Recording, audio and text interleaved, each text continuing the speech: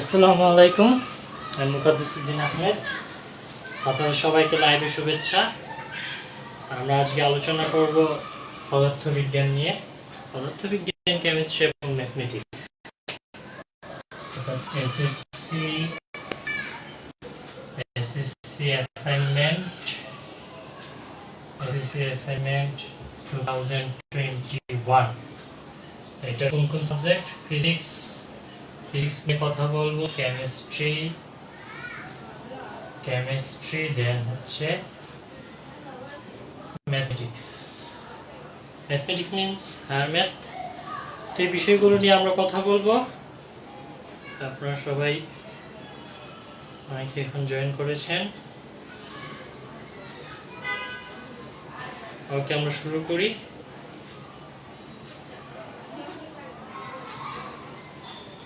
তোমরা আমাকে একটু জানাও যে কথাবার্তা শোনা যাইতেছে কিনা, আমার কথা শোনা যায় কিনা, এবং ভিডিও ঠিক আছে কিনা, অর্থাৎ লেখা থেকে দেখা যাইতেছে কিনা ক্লিয়ারলি। এই জিনিসটা তোমরা যারা আছো এখন লাইভে। ওকে, আমরা কেমিস্ট্রি দিয়ে শুরু করি। এই চ্যাপ্টার আমরা জানি এই উইকে আমাদের 3টে অ্যাসাইনমেন্ট দেওয়া আছে। একটা হচ্ছে ফিজিক্স, কেমিস্ট্রি, দেন হচ্ছে বায়োলজি অথবা ম্যাথমেটিক্স, বায়োলজি অথবা হায়ার ম্যাথ। ওকে, সো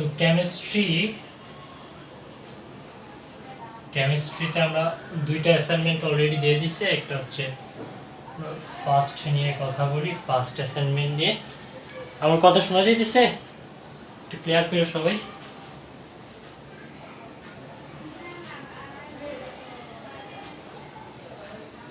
ওকে,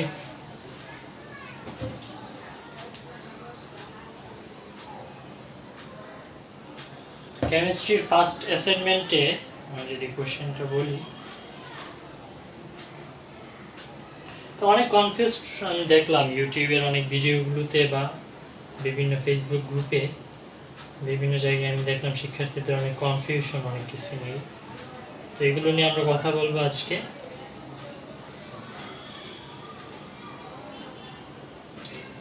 ফার্স্ট অ্যাসাইনমেন্টে আমাদের কাছে 4টা জিনিস চাইছে। ফার্স্ট কথা হচ্ছে আমাদের নিউট্রন সংখ্যা বের করতে বলছে। নিউট্রন সংখ্যা বের করতে বলা হয়েছে। দেন হচ্ছে বোর পরমাণু মডেলের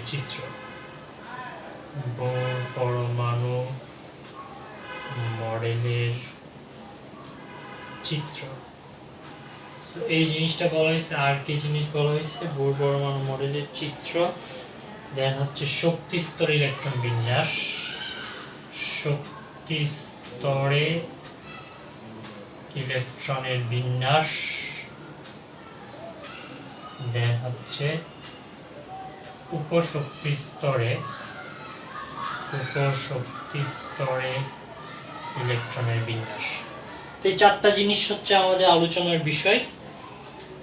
তো তোমরা যদি মূল্যায়ন নির্দেশনা, আমার বোধহয় প্রত্যেকটা অ্যাসাইনমেন্টের মূল্যায়ন নির্দেশনাগুলো পড়া সবচেয়ে বেশি জরুরি। তো মূল্যায়ন নির্দেশনাতে আমাকে বলা আছে যে এই নিউটন সংখ্যা 4টা মৌলের বলা আছে। 4টা মৌলের বের করতে হবে। কোন কোন 4টা মৌলের? নাম্বার 1 সোডিয়াম, ফসফরাস, পটাশিয়াম এবং কপার। এই 4টা মৌলের ইলেকট্রন বিন্যাস বের করতে হবে। এই 4টার নিউট্রন সংখ্যা যদি আমি বের করতে পারি প্রপারলি, তাহলে আমি পাবো 4 মার্কস। এটাতে 4। বোর পরমাণু মডেলের চিত্র যদি 4টা আমি সঠিকভাবে আর্ট করতে পারি, এটাতে 4। শক্তি স্তরের ইলেকট্রন বিন্যাস 4টা যদি পারি 4। উপশক্তি স্তরের ইলেকট্রন বিন্যাস 4। তো এইভাবে আমার মোট টোটাল মার্কস হচ্ছে 16 মার্কস। ওকে, আমার মধ্যে ব্যাপারটা ক্লিয়ার। এদের ভর সংখ্যাগুলো দেওয়া আছে। সোডিয়ামের ভর সংখ্যা দেওয়া আছে 23, ফসফরাসের ভর সংখ্যা দেওয়া আছে 31, পটাশিয়ামের 19, পটাশিয়ামের 40 এবং কপারের হচ্ছে 63। ওকে, তো এই ছিল আমার মোটামুটি একটা সামারি ফার্স্ট অ্যাসাইনমেন্টের উপর। তো অ্যান্সারগুলো আসলে কি কি হবে?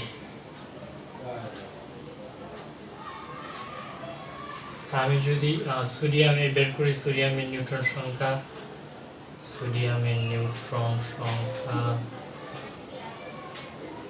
সংখ্যা হিসাব করার ফর্মুলা কি?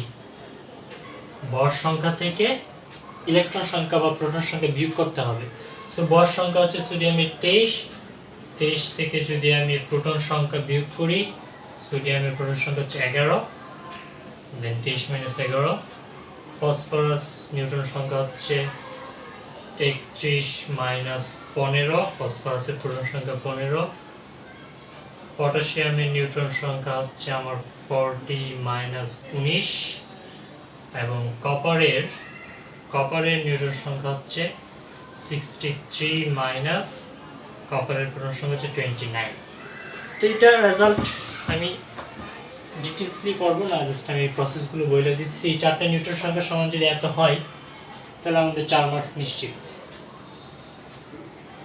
ওকে,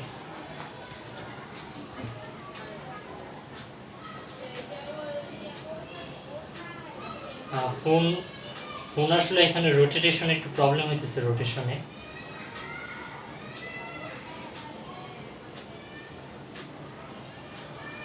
ওকে, একটু কনসিডার করে না, এটা আসলে আমার ফোন রোটেশন ওইভাবে রোটেট করলে একটু প্রবলেম হয়। সো আই থিঙ্ক বোর পরমাণু মডেলের চিত্র এটা আশা করি সবাই জানে। আমি জাস্ট একটা আর্ট করে দিই, সোডিয়াম 11, এটার সোডিয়াম না করে আমি যদি কপার করি, কপারের করি। ওকে, কপারের ইলেকট্রন বিন্যাস কি? প্রথম শক্তি স্তরে 2টা, তৃতীয় শক্তি স্তরে 8টা, তৃতীয় শক্তি স্তরে 18টা, চতুর্থ শক্তি স্তরে 1টা। সো এখানে যদি আমি মডেলগুলো আর্ট করে নিই, এই 3-4টা হবে। এখানে একটা ইলেকট্রন, এখানে 2টা ইলেকট্রন প্রথম শক্তি স্তর, দ্বিতীয় শক্তি স্তরে 8টা। তাহলে এখানে 2, 4, 6, 8। তৃতীয় শক্তি স্তর হচ্ছে 18টা, 2, 4, 6, 8, তারপর হচ্ছে 10, দেন হচ্ছে 12, 14, 16, 18। আর একটা হচ্ছে চতুর্থ শক্তি স্তর। চতুর্থ শক্তি স্তর যদি আমি আর্ট করে নিই, দেন এই হচ্ছে চতুর্থ শক্তি স্তর, চতুর্থ শক্তি স্তরে 1টা। সো এটা হচ্ছে কপারের ডায়াগ্রাম,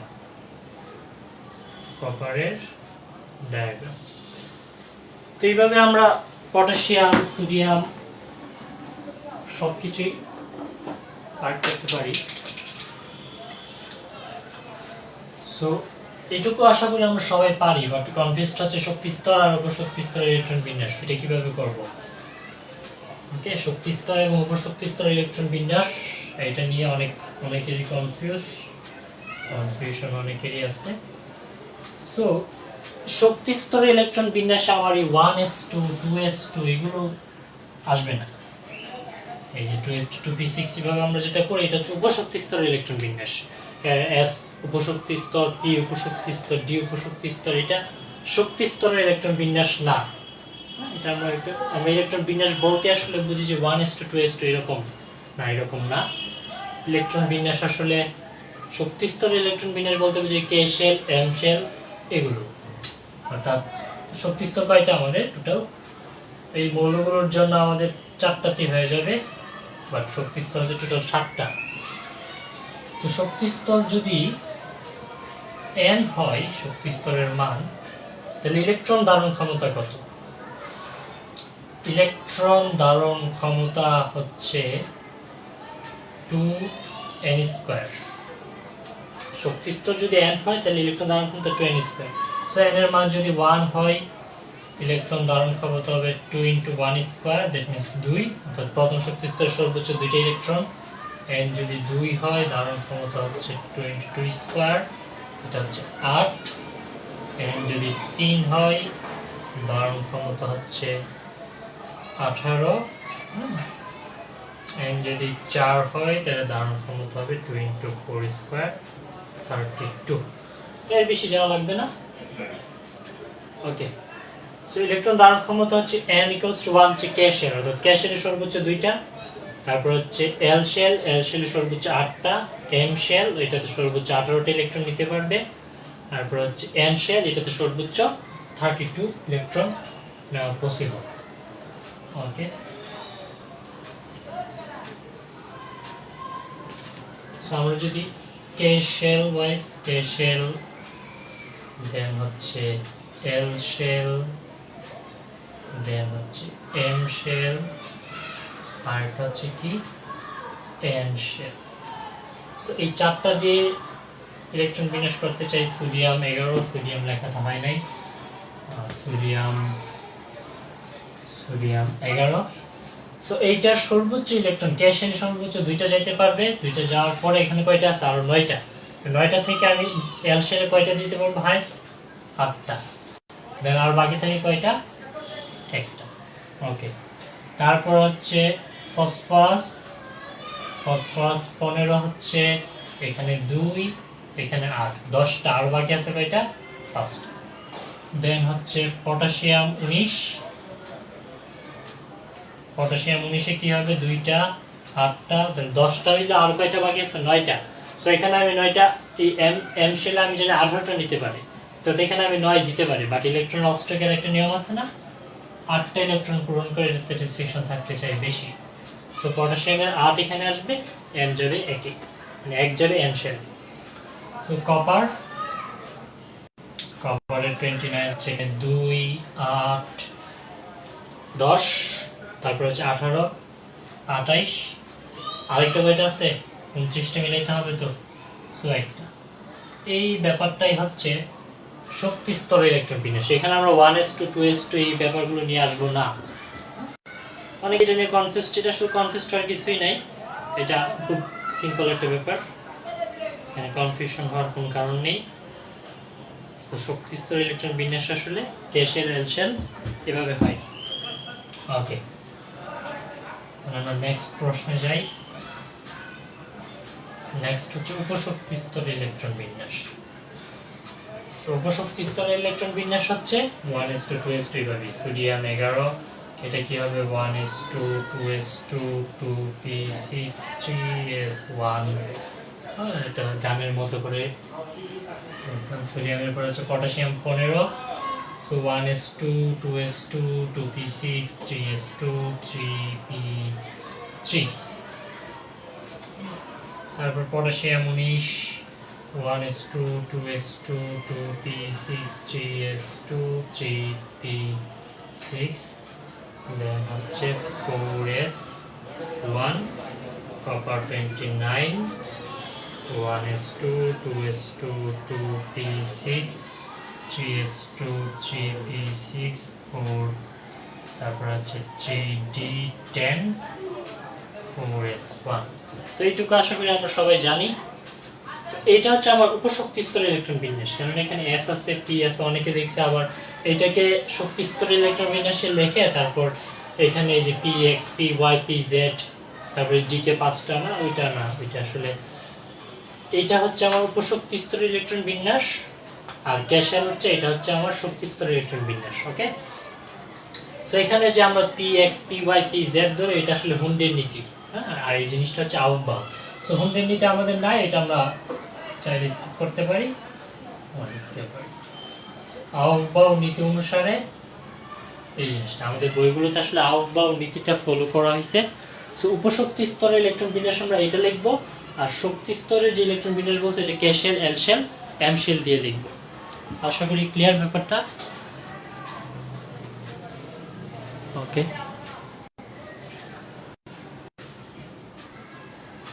স্ক্রিন রোটেশন নিয়ে আসলে প্রবলেম হইতেছে, আমি আসলে আগে ব্যাপারটা খেয়াল করা উচিত ছিল, দুঃখিত আমি অনেক। এই হচ্ছে chemistry first assignment, then second অ্যাসাইনমেন্টে কেমিস্ট্রি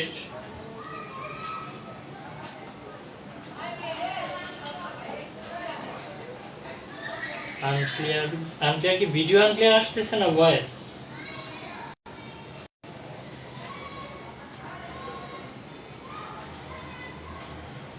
ভিডিও আনক্লিয়ার নাকি ভয়েস আনক্লিয়ার আসছে? হালকা blur. Okay, so chemistry second paper, second paper তো না, কেমিস্ট্রি সেকেন্ড অ্যাসাইনমেন্ট নিয়ে যদি একটু বলি। কেমিস্ট্রি সেকেন্ড অ্যাসাইনমেন্টে আমাদের টপিকস হচ্ছে পর্যায় সারণী।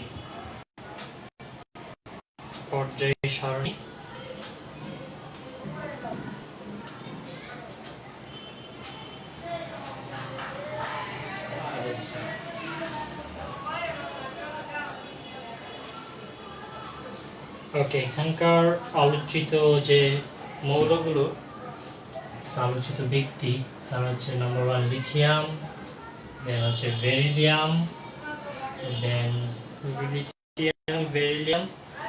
সোডিয়াম এবং ম্যাগনেসিয়াম। সোডিয়াম আমার খুব ফেভারিট একটা মৌল, এটা প্রায় সব জায়গায় কেমিস্ট্রিতে থাকে। ওকে, লিথিয়াম, বেরিলিয়াম, সোডিয়াম, ম্যাগনেসিয়াম, এই চারজন বন্ধনে কি করতে হবে? এদের পর্যায় সারণীতে অবস্থান নির্ণয় করতে হবে। নাম্বার 1 পর্যায় সারণীতে অবস্থান, সো কততম পর্যায়ে এরা আছে। আশা করি এগুলো আমরা ছোটবেলায় পড়ছি, বাচ্চাকালে যখন ছোট পিচ্ছি ছিলাম, তখন আশা করি এগুলো তোমরা সবাই জানো। ওকে, বাচ্চাকালে তো না, আমরা ক্লাস 9-এ পড়ছি। সো আয়নীকরণ শক্তির একটা তুলনা চাইছে পর্যায় সারণীতে, না সরি, পর্যায় সারণীতে অবস্থান তুলনামূলক আয়নীকরণ শক্তি, অর্থাৎ আয়নীকরণ শক্তির তুলনা করতে হবে। আয়নীকরণ শক্তির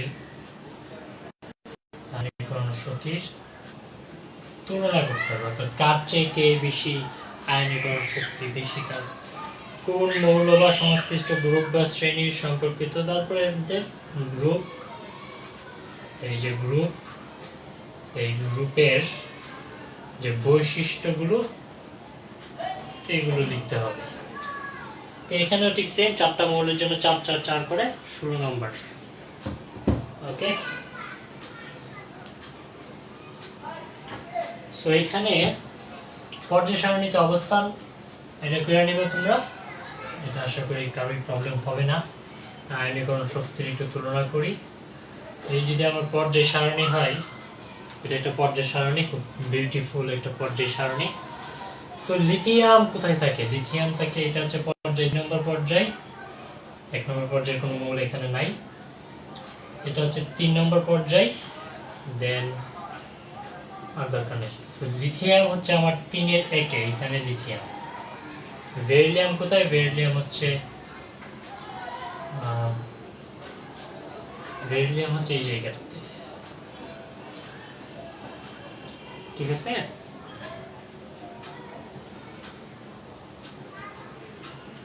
ওকে, দেন হচ্ছে সোডিয়াম হচ্ছে লিথিয়ামের পরে, সোডিয়াম, সরি এখানে না, লিথিয়ামটা হবে আমার, লিথিয়াম হবে এখানে, বেরিলিয়াম এখানে, সোডিয়াম হচ্ছে 3-এ, ম্যাগনেসিয়াম হচ্ছে এখানে। তো আমি বাকিগুলো মুছে ফেলি, আর দরকার নাই। এদের মধ্যে আয়নীকরণ শক্তির তুলনা করতে হবে। সো আয়নীকরণ শক্তির তুলনা করার আগে আমাদের একটা জিনিস জানা উচিত, যে পরমাণুর আকার,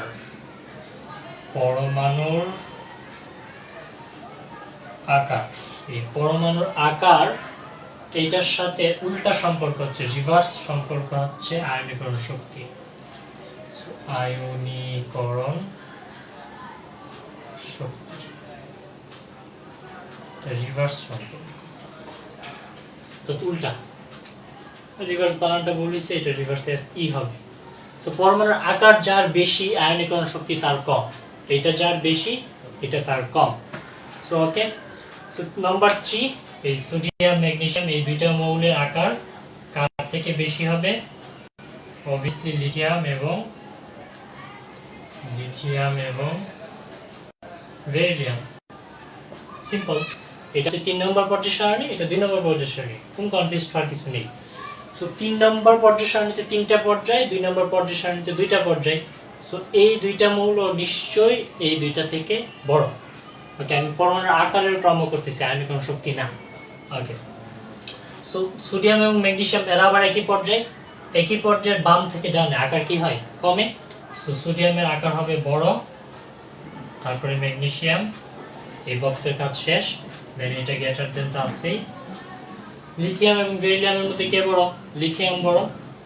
সো লিথিয়াম, বেরিলিয়াম, এইটা হচ্ছে আমার আকারের ক্রম।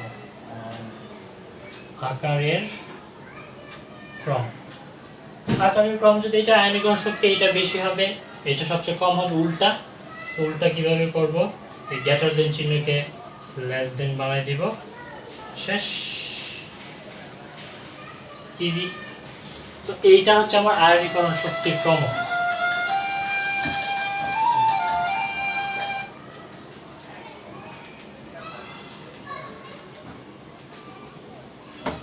ওকে, দুঃখিত একটা ফোন আসছিল আমার। সোডিয়াম, ম্যাগনেসিয়াম, লিথিয়াম, বেরিলিয়াম, এটা হচ্ছে আয়নীকরণ শক্তির ক্রম। আয়নীকরণ শক্তির ক্রম। আশা করি ক্লিয়ার ব্যাপারটাতে। আর হচ্ছে এরা কোন কোন গ্রুপে আছে, 1 নম্বর গ্রুপ, 2 নম্বর গ্রুপ। 1 নম্বর গ্রুপের বৈশিষ্ট্য, 2 নম্বর গ্রুপের বৈশিষ্ট্য। 1 নম্বর গ্রুপ হচ্ছে এরা হচ্ছে ক্ষার ধাতু, আর হচ্ছে মৃৎক্ষার ধাতু, এদেরকে মাটিতে পাওয়া যায়। এই এদের সর্বশেষ শক্তি স্তরে 1টা ইলেকট্রন, এদের সর্বশেষ শক্তি স্তরে 2টা ইলেকট্রন, ইত্যাদি। তো এইগুলো তোমরা লিখে নিও সুন্দর করে। তো কেমিস্ট্রি অ্যাসাইনমেন্টের পর্ব তাহলে আমাদের শেষ।